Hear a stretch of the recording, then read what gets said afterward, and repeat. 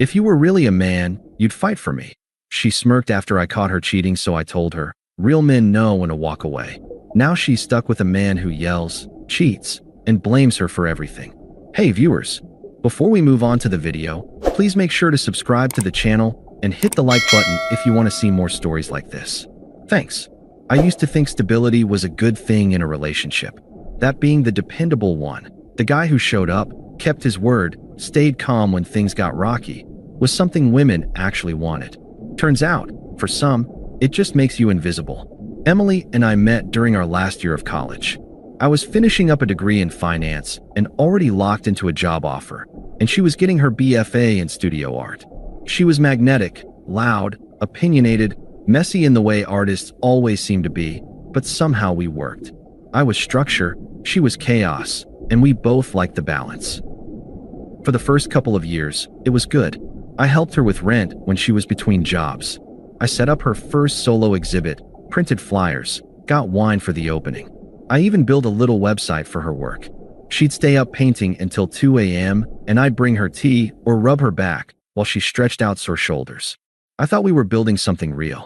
We moved in together a year after graduation. I was working full-time at a mid-sized firm. Nothing glamorous, but I was climbing fast and I liked the routine. She bounced around a few different jobs, waitressing, an unpaid internship at a gallery, eventually landing part-time work at a boutique art space in the city. At first, she appreciated the support, told me I made her feel safe, grounded. But over time, that appreciation started feeling more like resentment. Little comments would slip out. You're too comfortable just working your 9 to 5. Don't you ever want to do something big? You're always so calm. It's like nothing touches you. I didn't react. I figured she was just stressed. Artists go through phases, right? Then came the new friends. Emily got close with a group of people from the gallery. Younger, louder, way more online. They were always going to pop-ups or art nights that somehow never included me. She'd disappear for hours, sometimes all night, then stumble in smelling like cheap beer and incense. I didn't question her. I wanted to trust her. Then there was Aiden. He was a new guy at the gallery, some indie sculptor who'd just moved from Portland, which somehow made him fascinating to her friends. I met him once, when I came to pick her up after work. He was smug in that soft-voiced, fake deep way, and he didn't even shake my hand. Just nodded and said, "Oh, you're her boyfriend." Like it was an inconvenience. After that, I started hearing his name more often. Aiden says I should try bigger canvases. Aiden thinks that piece I made last year had real depth.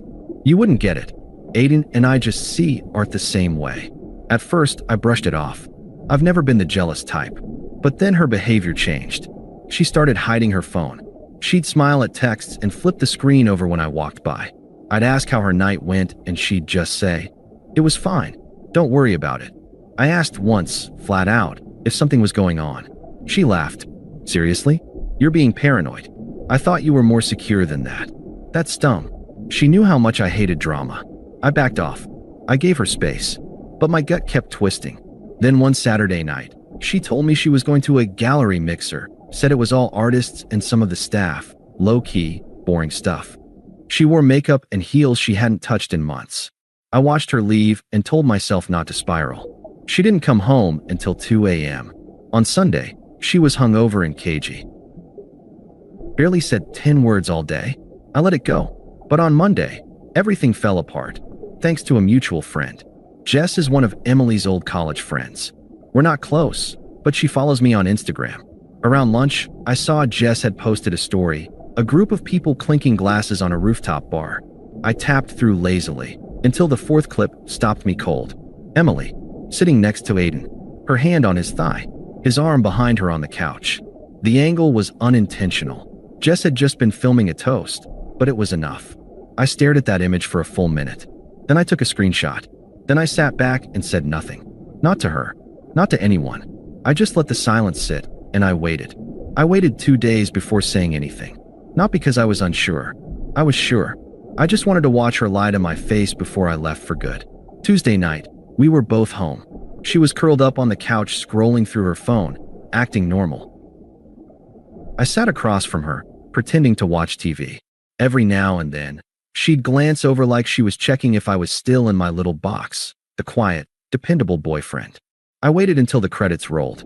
"So," I said casually, "how was the gallery mixer Saturday?" She didn't even look up. "Fine. Just the usual. Kinda boring, honestly." I nodded. "You said it was all artists and staff, right?" "Yeah." "What?" I pulled out my phone, opened the screenshot, turned the screen toward her, and held it in the space between us. She stared at it for a second, long enough to register what it was, before blinking slowly and leaning back. "Wow. So you're spying on me now?" I laughed once, sharp and dry. "Spying? Jess posted it. You just forgot she follows me too." She scoffed and ran a hand through her hair, suddenly animated. "Okay, first of all, that's out of context. We were just sitting close. It was loud. Your hand was on his leg, Emily." "So what?" she snapped. "You never touch me like that anymore." I stayed calm. "You never want me to anymore. Don't flip this." She stood up, pacing like she was building her defense in real time. "You know what? Maybe if you actually made me feel something, I wouldn't need that attention. So you do need it from him." She stopped, halfway between the kitchen and the living room. "Aiden sees me," she said. "He doesn't just tolerate me. He listens. He pushes me creatively. I feel alive with him. With you, I feel managed. Handled. Like I'm a task you check off every day." I let that sink in. All those nights making her tea, backing her financially, listening to her vent about critics, job rejections, friend drama. All the little things she never saw as love. And then she smiled, not warmly. The kind of smile people use when they know they're hurting you and don't care. "If you were really a man," she said, "you'd fight for me." That was it. That line. That smug tone, like I was supposed to throw a punch or scream or cry. Like I should grovel and ask her what I needed to change. Like her betrayal was a test of my manhood. I stood up slowly, walked past her, and grabbed my backpack from the hall closet. I started putting things in it, just essentials. "What are you doing?" she asked. "Getting out of your way." "Wow," she sneered. "So that's it? You're just going to leave? No fight? No nothing?" I zipped the bag, slung it over my shoulder, and turned to her. "Real men don't compete with liars," I said. "They walk away." Her face shifted, smug to stunned in a second. "You're being so dramatic." "No," I said. "I'm being done." I walked out the door and didn't look back. I got in my car, drove to my brother's place across town, and crashed on his couch. That night, she sent me 2 texts. "Emily, you're overreacting. We didn't sleep together." "Emily, please don't make this worse than it needs to be." I didn't answer. I just turned my phone off and slept like a rock for the first time in weeks. The next morning, I moved money out of our shared account and sent a polite email to our landlord asking to remove my name from the lease. I didn't need revenge. I just needed peace. The silence did all the talking. I didn't block her, not yet. I wanted her to sit with it, the emptiness where I used to be. No calls, no texts, no angry messages or dramatic, "We need to talk." I didn't post anything online. I didn't go out of my way to look like I was thriving. I just disappeared. I moved into a small but clean 1-bedroom near my office. Bought a cheap couch, a bed frame, a kettle. No shared photos. No memories on the walls. Just space. Mine. The first week, she didn't reach out beyond those 2 texts. I think she expected me to cool off. Crawl back. Send a "Can we talk?" Or "I just want closure." That's what she'd gotten from guys before me. But I stayed quiet. By week 2, she started posting again. Photos of herself laughing at bars, cocktails in hand, with captions like, "Living, not apologizing." One picture had Aiden in it. Same rooftop, same smug grin. She leaned into him like nothing had happened. Like I'd never existed. At first, it hurt. I won't lie. Seeing her flaunt it like I was the problem made my jaw clench. But then I remembered. I'd already left. I wasn't in the game anymore. Then her stories started to shift. At first, there were tons of group selfies, drinks, parties. Then fewer. Then just solo photos with vague captions like, "People always disappoint you. Some things aren't worth saving." The real shift came when Jess, her old friend, the one who posted that rooftop story, messaged me out of the blue. I hadn't spoken to her in months. "Jess, hey, just checking in. You doing okay?" I kept it short. "Me? Doing fine, thanks." "Jess, I didn't know she was seeing Aiden. Not when I posted that." "Sorry you had to find out like that." I didn't respond. She kept going. Jess, for what it's worth, I don't think things are going great. He's not what she thought. Turns out, Aiden was more than just smug and broke. He was angry, controlling, always starting fights with people at the gallery, then blaming it on being misunderstood. Rumor was he'd thrown a stool at someone after they criticized his work during an open studio night. Emily stopped posting him completely by week 5. She didn't tag him, didn't mention his name. Just more sad girl content, vague quotes, and quiet desperation disguised as independence. Then came the first text from her. Emily, hey, just thinking about you. I hope you're okay. I didn't answer. Left it on read. 3 days later, Emily, I've been doing a lot of thinking. About us. About everything. Can we talk? Just one coffee? Blocked. 2 more days passed. Then Jess messaged again. Jess, okay, I'm not trying to get involved, but Emily's not okay. Aiden's been yelling at her. Like full-on meltdowns in public. He broke a piece she was working on. Smashed it in front of her. I waited a full minute before replying. Me. Then she should have valued me when I was there. No reply after that. But I know she saw it. Probably read it 10 times. I think that's when it really hit her. That I wasn't coming back. That she'd traded a partner for a parasite. A calm life for chaos. And now chaos wouldn't even return her texts without breaking something. She'd spent so long trying to make me feel small. Telling me I wasn't passionate enough, man enough, interesting enough. Now she had someone interesting, someone wild, and she was drowning in it. Week 10 was when she finally snapped. It was a Saturday afternoon. I'd just finished a workout and was heading back up to my apartment with groceries when I saw her, Emily, sitting on the steps outside my building. Hair tied back messily, no makeup, hoodie too big for her frame.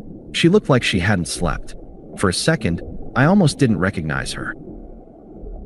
Not because of how she looked, but because of how small she seemed.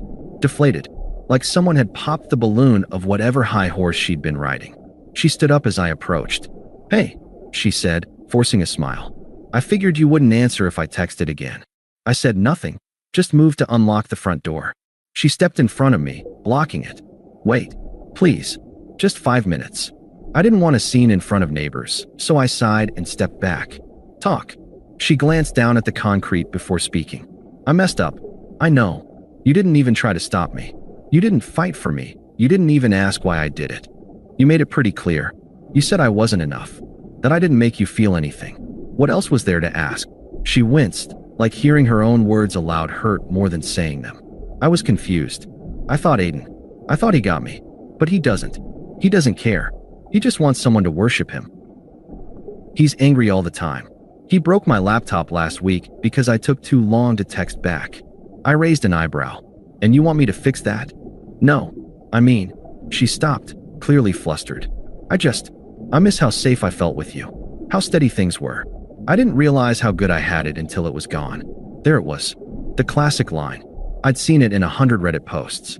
Didn't realize what I had. She thought this was her moment to be the victim of her own bad choices. I shook my head. You didn't want safety. You wanted sparks. You wanted chaos. You thought calm meant boring. And now that chaos has a cost, you're crawling back. She stepped forward, lowering her voice like it would make it more intimate. I'm saying I made a mistake. Can't you see that? You said you loved me. I did. I cut her off. Past tense. Her face twitched. The desperation turned to anger. So that's it.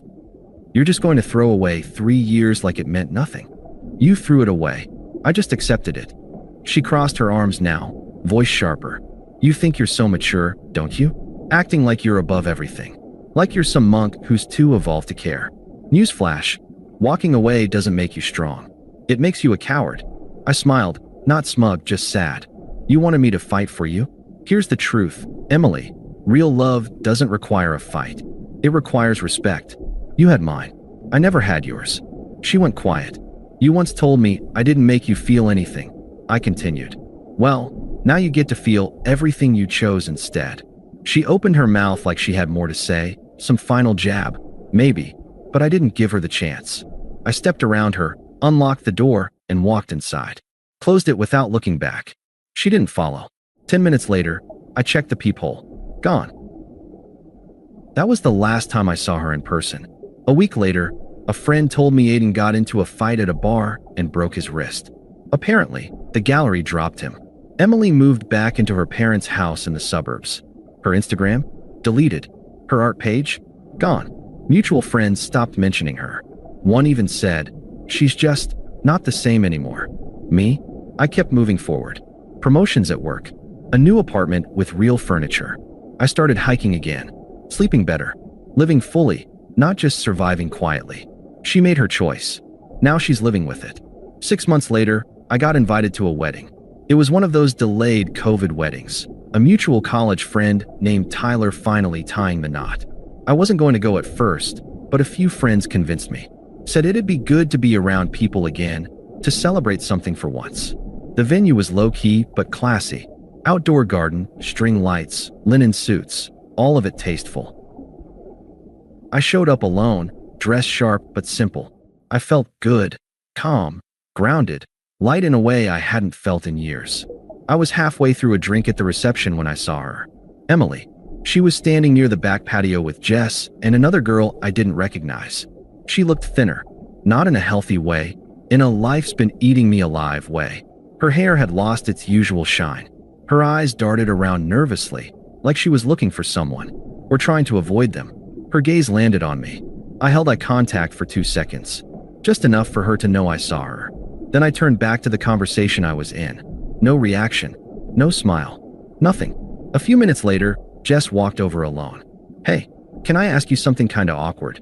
I raised an eyebrow. "Emily wants to talk to you. She said she just wants a minute. Closure or something." I sipped my drink. "I don't think she's looking for closure, Jess. I think she's looking for a reset button." "But tell her she already hit delete months ago." Jess sighed. "Honestly, I don't blame you. She's not doing great. She told me Aiden was the worst mistake of her life. He emptied her savings, pushed away everyone who cared about her. And now he's got a new girl. She's been trying to patch things up with people, but..." I cut her off politely. "It's not my job to help her rebuild what she chose to destroy." She nodded slowly. No protest, no guilt tripping. The rest of the night was peaceful. I danced. I laughed with friends. Took photos. At one point, someone handed me a slice of cake and said, "You seem lighter lately, man." Like something finally let go. I didn't explain. I didn't need to. But as the night wound down and people started saying their goodbyes, I stepped outside to call a car. And that's when she approached me one last time. Emily walked up slow, unsure. She was holding a glass of wine like it was anchoring her in place. "You really aren't going to say anything to me?" she asked. I looked at her. Really looked. All the damage, all the bruised pride, all the weight of her choices etched into her face. I already said everything I needed to, Emily, with my silence. I thought maybe, after all this time, you'd understand. That maybe we could talk. Try again. I shook my head. "You don't miss me, Emily. You miss the man who made you feel safe while you burned everything down around him. And that man isn't available anymore." She blinked, stunned. "You've changed," she said, almost to herself. "Yeah," I replied. Turns out, being treated like I wasn't enough was exactly the motivation I needed. She looked like she might cry, but I didn't wait to find out. My ride pulled up. I gave her a small nod. Nothing cruel, just final, and walked away. No drama, no fireworks, just closure, the real kind. I don't think about her much anymore.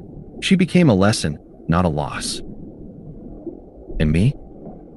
I never had to fight to prove I was a man. I just had to walk away and let time prove it for me. Thanks for watching. Make sure to subscribe to the channel and hit the like button. What do you think about this story? Share it in the comments.